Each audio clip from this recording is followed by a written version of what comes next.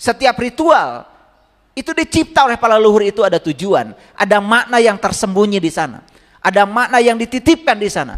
Tapi titipan maknanya tidak pernah kita ungkap karena kita merasa selesai dengan itu. Makanya ada ritus. Ritus itu adalah metode, cara yang pernah dilakukan oleh para leluhur kita, para nabi, para rasul, yang dapat bisa menghantarkan mereka untuk mencapai tujuan kehidupan, menemukan ketenangan, menemukan kedamaian, menemukan akhlak yang mulia, menemukan kebajikan, menemukan kebijaksanaan. Ritus itu. Kalau ritus ini diulang-ulang, metode ini diulang-ulang, itu jadi ritual. Tapi ritual tidak ada artinya kalau tidak mengantarkan kita dalam dimensi spiritual. Makanya ritual harus ada spiritnya.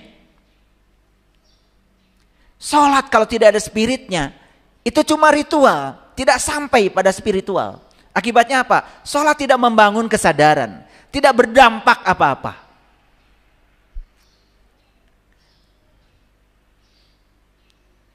Dua minggu terakhir ini, saya memoto berkali-kali itu berita di TV sebagai bukti. Ada santri ditegur sama ustazahnya, ambil pisau kemudian dibunuh.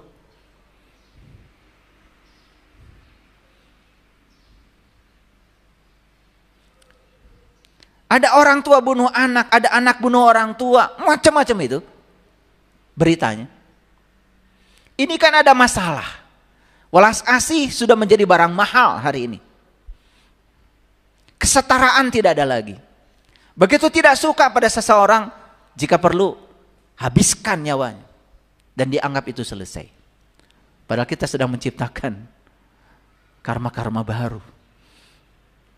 Karena itu tidak ada kesadaran di situ. Apa tidak menjalankan ritual? Mohon maaf, mungkin. Bahkan di tempat-tempat yang oleh masyarakat dianggap suci, justru di situ terjadi ada pelecehan seksual, ada upaya merendahkan kaum Hawa, dan itu dilakukan oleh mereka yang dalam tanda kutip mengatakan diri sebagai orang suci. Ini kan masalah sosial, dan ini tidak bisa dianggap sepele. Ada apa dengan sistem pendidikan agama kita? Ada masalah apa? Kan itu. Ini harus kita ungkap. Masalahnya adalah ritus sudah menjadi ritual karena diulang-ulang, tetapi tidak menjadi spiritual.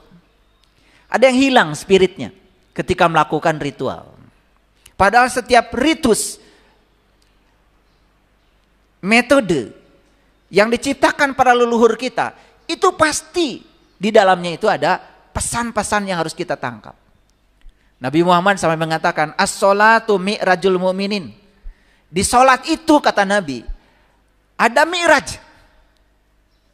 Di sholat itu ada mi'raj bagi orang yang beriman.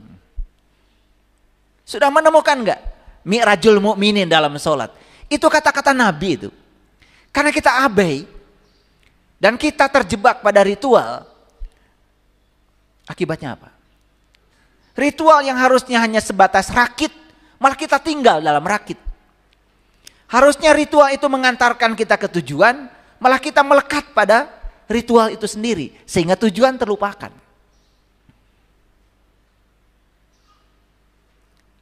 Kita pakai rakit itu kan untuk nyebrang. Tetapi malah tinggal dalam rakit, lupa bahwa kita harus nyebrang. Lalu melekat dalam rakit. Dan kita sudah melekat ke situ. Sampai kita tidak sadar melakukan itu untuk apa. Padahal jelas di Quran, aqimis sholat, inna sholat tanhanil fasa wal munkar. Dirikanlah sholat. Sholat itu adalah rakit, sarana, metode supaya kamu tidak berbuat keji dan munkar. Nah, ritualnya sudah dilakukan, tetapi ternyata keji dan munkar juga masih dilakukan. Kan masalahnya ritual sudah kehilangan spiritnya. Ini masalah. Tetapi lucunya banyak yang tidak merasa bermasalah. Karena kita sudah melekat pada ritual itu sendiri. Yuk sekarang kita bongkar rahasia ini ya. Sudah siap? Sudah siap belajar hari ini? Oke. Sudah kosong gelasnya? Ya. Dari tadi saya bicara, sebetulnya saya sedang hipnoterapi supaya gelasnya kosong dulu. Biasa ya, karena pikiran ini kan harus di warming up. Harus ada pemanasan dulu. Biasa, saya ngasih prolog dulu supaya mulai bisa fokus. Baik, kalau sudah fokus kita mulai. Ada satu tempat asal kita namanya rahim. Rohim. Indah ya. Kenapa leluhur kita ngasih tempat itu rohim? Karena di tempat itu pernah ada satu peristiwa besar. Dan itu diabadikan di dalam Al-Quran. Surat Al-A'raf. Saat itu Allah bertanya kepada kita. Pertanyaannya luar biasa. Alastu birabbikum. Apakah aku ini Tuhanmu? Dan ternyata semua kita bisa menjawab saat itu. Qalu bala syahidna. Ya, aku menyaksikan.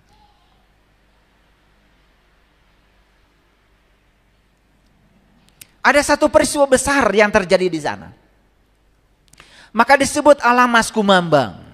Masa mengambang di rahim ibu. Setelah kita matang gonad, sudah selesai fase persiapan di rohim tadi itu. Makanya disebut rohim karena tempat yang penuh cinta kasih. Lalu kita siap-siap keluar. Leluhur kita menyebut itu fase mijil. Fase di mana kita menyakiti orang tua kita. 3 yang terjadi di situ. Saat kepala melintasi rahim ibu kita, 3 yang terjadi di situ. 1, kita menyakiti ibu kita sendiri. 2, kita menumpahkan darah ibu kita. 3, kita hampir merampas nyawa ibu kita. Jadi pantas kalau Nabi Muhammad mengatakan, ya Rasulullah, siapa yang aku harus hormati dalam hidupku? Ibu.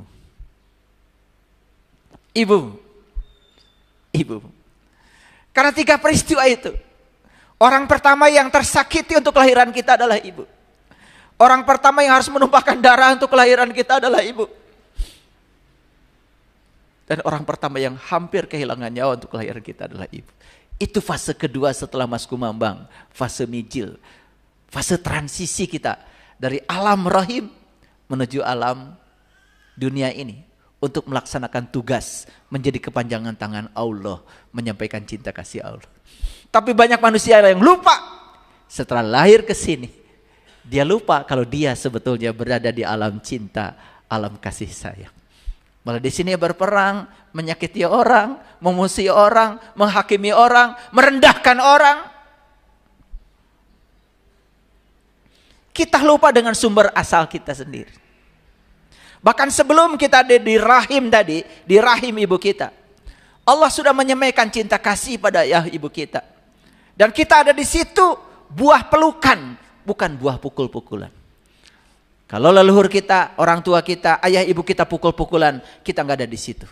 Karena mereka berpelukan, litaskunu ilaiha, karena diberikan kepadanya cinta kasih yang luar biasa. Maka kita tinggal di sana. Setelah alam mijil, masuk alam sinom, alam kinanti, asmarandana, masa pencarian jati diri, masuk alam baru namanya alam gambuh. Kita bertekad untuk bersama dengan orang yang berbeda. Belajar menerima dan menghargai perbedaan dalam satu ikatan suci yang namanya pernikahan. Lalu muncul di situ cocok tidak cocok. Padahal cocok itu justru saat kita dipertemukan dengan yang berlawanan cocok. Karena kita tidak mungkin dipertemukan dengan yang sama. Kita akan dipertemukan dengan yang berbeda. Supaya kita latihan menerima dan menghargai perbedaan. Gambuh itu. Kalau fase gambuh ini selamat kita lalui, baru kita memasuki fase baru namanya dandang gula. Dandangnya penuh gula. Begitu banyak di situ. Sari-sari kehidupan, permata kehidupan. Buah dari latihan menerima dan menghargai perbedaan. Bayangkan orang-orang yang lari dari situ. Tidak bisa menerima pasangannya apa adanya. Padahal kita sudah lama menanti saat itu. Maka kita saat itu disebut penganten. Penganten. Penganten, pengantian. Masa yang ditunggu-tunggu. Nunggu apa kita? Nunggu pelunasan data kita. Maka kita akan dipasangkan dengan yang berbeda dengan kita. Tapi banyak yang gagal di situ. Karena memenuhi hawa nafsu. Mencari yang tidak ada. Tidak bisa menerima yang ada apa adanya. Kalau semua pasangan mengatakan, istriku yang paling cantik, paling hebat, paling segalanya, kelebihannya saya terima, kekurangannya saya terima perbedaan itu apa adanya. Di situ proses belajar akan tumbuh. Dandangnya penuh gula. Baru fase berikutnya apa? Kalau dandangnya penuh gula, baru masuk fase pangkur. Belajar melepaskan kemelekatan pada apapun, termasuk pada pasangan. Baru durma, belajar membagikan cinta kasih.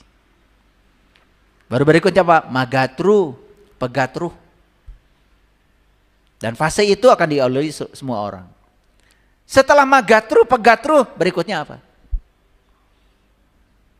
Pucung, pocong. Ini kan calon-calon pocong semua. Termasuk saya. Tidak ada yang lebih pasti dari kematian. Tapi banyak orang yang sibuk mempersiapkan kehidupan. Tidak pernah mempersiapkan kematian. Lucu ya. Padahal kehidupan itu tidak pasti. Yang pasti itu kematian. Sudah siap belum? Sudah tahu jalannya belum? Makanya kalau kami di Tanah Leluhur Sunda ini diajarkan, sing bisa nganyang ka pageto, sing bisa apal jalan pibalikeun. Dan itu tidak bisa simsalabim, tidak bisa menunggu. Allah hanya menghendaki kepada cahayanya siapa yang dikehendaki. Kita yang harus memulai. Sudah memulai belum perjalanan itu? Belum. Mau kapan mulainya? Yuk, semoga dengan kajian ini kita jadi bersemangat ya untuk segera memulai. Mumpung masih ada nafas, mumpung masih diberi hadiah kehidupan. Oleh karena itu, intisarinya semua kitab suci sebetulnya Rahman dan Rahim. Beda bahasa saja. Kasih sayang, cinta. Kita ini semua buah cinta. Dan kita ada karena cinta.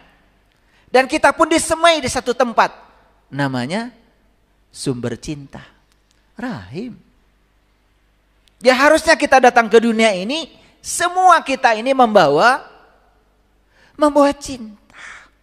Dan semua kita datang ke dunia ini menjadi sumber cinta. Harusnya begitu. Itu hukum alam. Kalah kita sama pohon.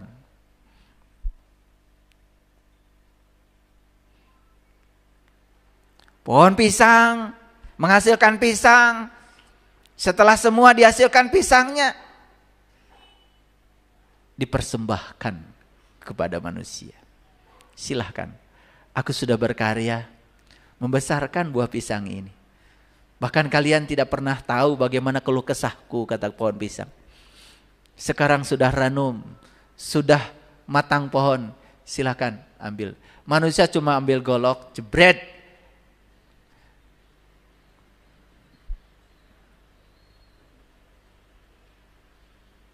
Dan tidak ada pohon pisang yang memakan buah pisang. Semua dipersembahkan buat semesta. Mereka mengejarkan cinta kasih yang luar biasa. Tidak ada bunga yang menikmati keharuman bunganya. Dan keharuman bunga itu dipersembahkan buat semesta. Tidak ada sungai yang memakan airnya sendiri. Semua air dipersembahkan pada semesta. Matahari tidak pernah mencicipi sinarnya sendiri. Semua sinarnya dipersembahkan buat semesta. Loh, siapa yang tidak mempersembahkan pada semesta? Manusia. Sudah begitu manusia masih memikirkan tempat istimewa setelah kematian. Padahal mereka yang telah mempersembahkan segalanya pada alam tidak pernah memperbincangkan tentang tempat istimewa setelah kematian. Mereka memang tugasnya menyebarkan cinta.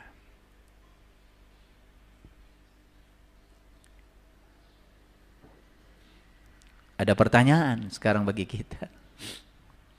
Maaf ya. Sudah jadi sumber cinta di rumah? Sudah menjadi sumber cinta di lingkungan tempat tinggal kita? Sudah menjadi sumber cinta di negara kita? Sudah menjadi sumber cinta di bumi tempat kita berpijak ini? Apa yang sudah kita persembahkan kepada semesta?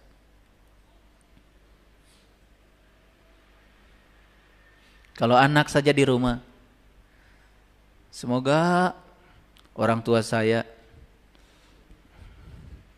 gak pulang-pulang. Habis kalau pulang suka marah-marah. Malah anak merasa nyaman ketika orang tuanya tidak ada di rumah.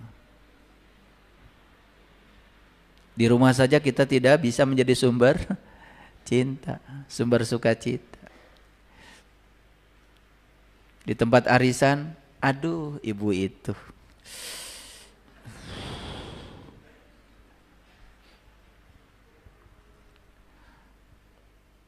Kenapa dia datang? Bagus kalau dia nggak datang. Kedatangannya disesali, kepergiannya malah disyukuri. Ada nggak yang kayak gitu? Ada? Ada apa banyak?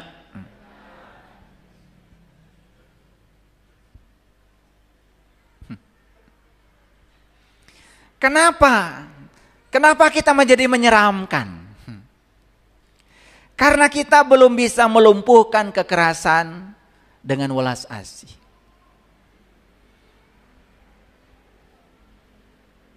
Karena kita belum menemukan sumber cinta dalam diri kita sendiri. Inilah masalah kita. Ini judul kita hari ini.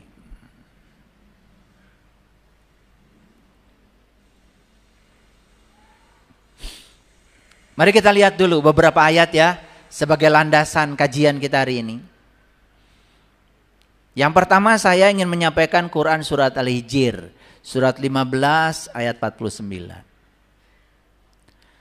Nabi ibadi anni annal ghafurur rahim. Nabi itu artinya pembawa berita. Makanya kata nabi di sini jadi kata kerja. Nabi, kabarkanlah. Jadi nabi itu sebetulnya pembawa berita, pembawa kabar. Kabar yang dibawa para nabi, para rasul itu cuma dua. Yang pertama peringatan, yang kedua kabar gembira. Jadi kalau kita pengikut para nabi, pengikut para rasul, harusnya yang dibawa itu dua, peringatan dan kabar gembira. Jadi yang suka nakut-nakutin itu bukan pengikut nabi. Karena di dalam Quran jelas ya, yang dibawa cuma dua, nadiran dan basyiran. Jadi yang dibawa itu cuma dua, peringatan dan kabar gembira. Nah, di ayat ini Allah mengatakan, Nabi ibadi, kabarkanlah kepada hamba-hambaku, ini sesungguhnya aku anal ghafurur rahim, aku ini adalah maha pengampun lagi maha penyayang.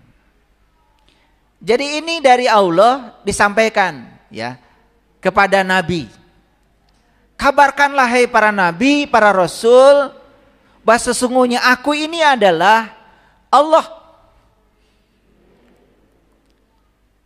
yang maha pengampun lagi maha penyayang. Di Quran indah sekali. Kata rohim itu selalu diawali dengan ghafur. Atau kata rohim diawali dengan rahman. Ar-Rahman, Ar-Rahim. Al-Ghafurur Rahim. Banyak sekali sebelum kata rohim diawali dengan kata ghafur.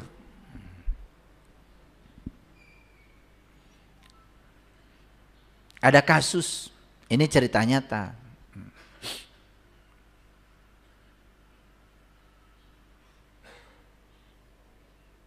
Jadi ada seseorang yang telantar lah hidupnya.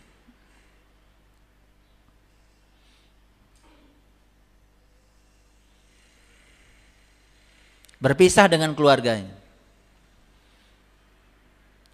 Ya ada anak, tetapi anak-anaknya juga tidak berdaya. Dia hidup sendirian. Dia punya saudara. Dan saya coba hubungkan dengan saudaranya. Nih, saudara Anda ini sakit, parah. Perlu pertolongan segera. Gak ada yang datang. Padahal sudah tidak berdaya. Sudah tidak berdaya. Berdiri aja sudah tidak bisa. Akhirnya ya udah. Sama saya dirawat. Sekarang sedang dirawat di rumah sakit. Gak ada kaitan dengan saya. Gak ada kaitan dengan saya. Secara hubungan keluarga. Kaitannya karena dia sama-sama manusia. Itu aja. Udah gak usah dipikirkan. Ya, saya bilang sama rumah sakit, tolong dirawat orang ini sampai sembuh. Saya yang nanggung biayanya.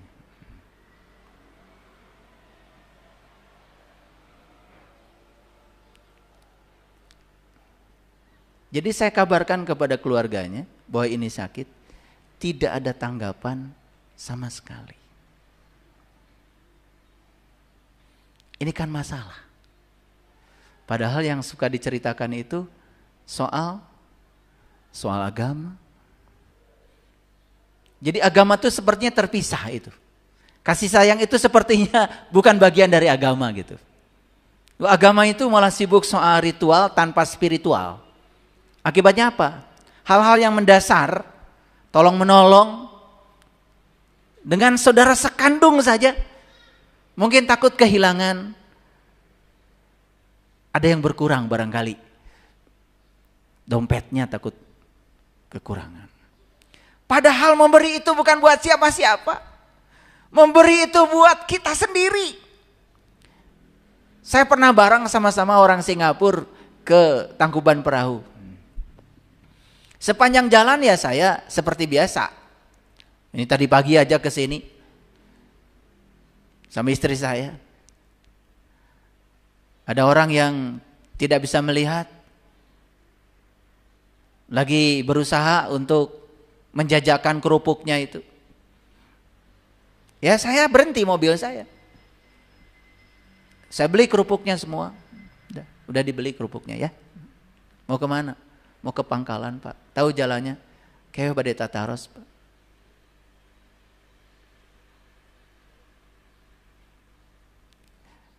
Kalau kita sudah punya cinta di sini, kita tuh selalu terhubung dengan siapapun. Kalau kita tidak punya cinta di sini, ada masalah kita.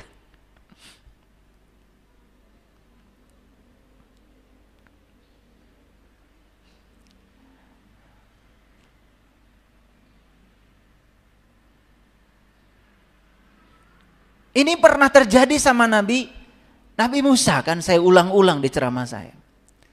Nabi Musa ditegur sama Allah. Hai Musa, kenapa ketika aku sakit kamu tidak menjungi aku? Kenapa ketika aku sakit kamu tidak menjenguk aku? Kata Allah. Lalu Nabi Musa berkata, bagaimana engkau bisa sakit ya Allah? Yang sakit tetanggamu Musa, tetanggamu. Dan kalau kau menjenguk tetanggamu itu, kau menjenguk aku. Allah yang maha segalanya tidak perlu pertolongan kita yang lemah ini. Dan pertolongan kepada Allah yang sebenarnya adalah menolong orang-orang yang butuh pertolongan. Coba agama itu dibawa ke dalam kehidupan, nyata dalam kehidupan, dirasakan keberadaan kita menjadi sumber cinta bagi semesta. Ritual perlu. Karena semua ritual itu metode yang telah berhasil mengantarkan para nabi, para rasul sampai pada tujuan mereka beragama. Jangan ditolak, tapi jangan melekat. Tetapi apa dampak setelah kita melakukan itu? Apakah cinta kasih kita berkembang? Apakah ulas asih kita tumbuh? Apakah kita bisa melihat penderitaan pada orang-orang yang selalu bertindak kekerasan? Kalau kita melawan kekerasan dengan kekerasan, kita belum punya cinta kasih. Karena tidak ada hukumnya. Kekerasan dilawan dengan kekerasan akan semakin keras. Kekerasan hanya bisa dilumpuhkan oleh satu, ulas asih. Makanya di kajian sebelumnya saya sudah menyampaikan, sebelum ini saya sudah menyampaikan, mendengar dengan ulas asih. Saya tidak ulang lagi. Silahkan itu didengarkan. Yang betul dengarkannya, ambil sarinya. Implementasikan dalam hidup, supaya ilmu itu menjadi syafaat, bisa menolong kita. Hadirin. Jadi sebelum Ar-Rahim itu harus apa dulu di ayat ini? Al-Ghafur. Ghafur.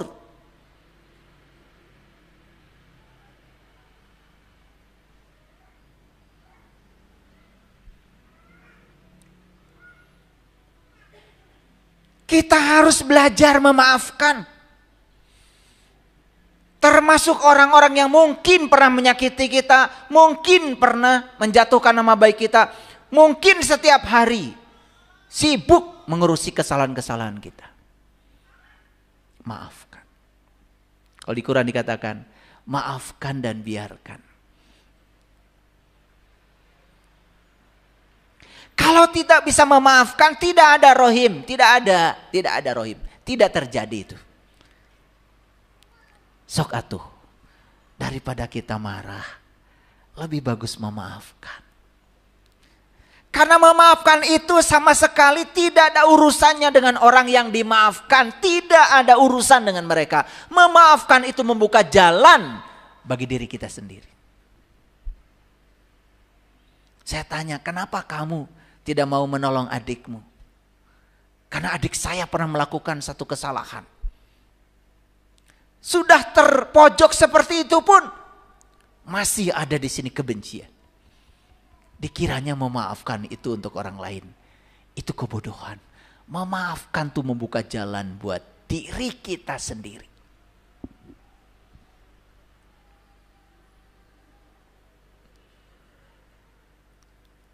Ada yang bilang enak saja dimaafkan. Ya Allah, itu orang bodoh. Dia kira memaafkan itu buat orang lain. Tidak. Memaafkan itu buat diri kita sendiri. Saya berulang kali mengatakan, di kehidupan ini tidak ada orang lain. Yang ada cuma diri kita sendiri. Kita berbuat baik buat kita. Kita berbuat jahat pun buat kita. Kembali pada cerita tadi. Jadi saya jalan ke Tangkuban Perahu. Ngantar tamu saya dari Singapura. Sepanjang jalan itu seperti biasa. Saya ngasih. Saya selalu menyiapkan untuk dikasih. Sampai di Tangkuban Perahu ngobrol. Enak ya katanya. Di Indonesia. Kenapa? Saya baru terkejut. Saya melihat ayah katanya berbagi tadi. Begitu bahagianya. Kami di Singapura tidak bisa melakukan itu. Karena tidak ada orang yang mau diberi. Wah, saya bilang, saya betul-betul tertegun di situ. Saya merasa bersyukur jadi orang Indonesia. Karena di Indonesia itu banyak yang harus diberi. Sementara di Singapura tidak ada yang harus diberi. Sampai nangis tuh orang Singapura tuh. Sampai ketika kita makan di Sindang Reret itu, ngulang lagi sama saya, nangis. Enak ya di sini. Banyak orang yang mau diberi. Di Singapura itu tidak ada orang yang mau diberi. Di Indonesia tidak ada orang yang mau memberi.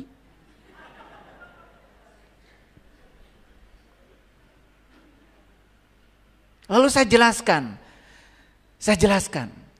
Saya memberi itu bukan buat siapa-siapa, buat diri saya. Dan saya selalu setiap memberi berterima kasih pada orang yang diberi. Terima kasih ya, terima kasih. Karena kalau tidak ada mereka, di mana saya nabung kebaikan saya? Ini pengumuman ya untuk yang pelit. Saya pengen nyubit. Ini karena kita tidak punya knowledge, tidak punya pengetahuan. Dikiranya memberi itu buat orang lain. Dan dikiranya memberi itu ada yang hilang dari kita. Tidak, sekali lagi. Setiap kita memberi dengan tulus dan melupakannya. Saat itu juga alam semesta mengolahnya. Mempersiapkan gantinya. Asal kita memberi tulus tanpa pamrih.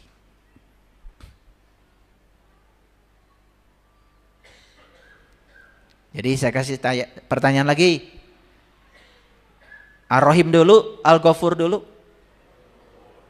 Ulangi. Ar-Rahim dulu, Al-Ghafur dulu. Sudah selesai Al-Ghafur. Allah tuh Maha Pengampun. Bagian dari dirinya Allah itu sudah ditiupkan kepada kita. Ketika aku sudah selesai menciptakan tubuhmu, aku tiupkan ruhku. Berarti di dalam ruhku yang Allah tiupkan kepada kita, ada bagian dari dirinya yang dititipkan kepada kita, yaitu Al-Ghafur, Ar-Rahim. Kenapa itu hilang sekarang dari diri kita? Al-Ghafur dulu, Ar-Rahim dulu. Selesaikan Al-Ghafur, baru Ar-Rahimnya akan muncul. Kalian masih punya banyak masalah. Ar-Rahimnya gak muncul-muncul karena apa? Memaafkan aja, dirinci kesalahannya. Betul gak? Ya Allah. Udah, bereskan. Jadi memaafkan menguntungkan siapa? Ya, jangan cuma ngomong.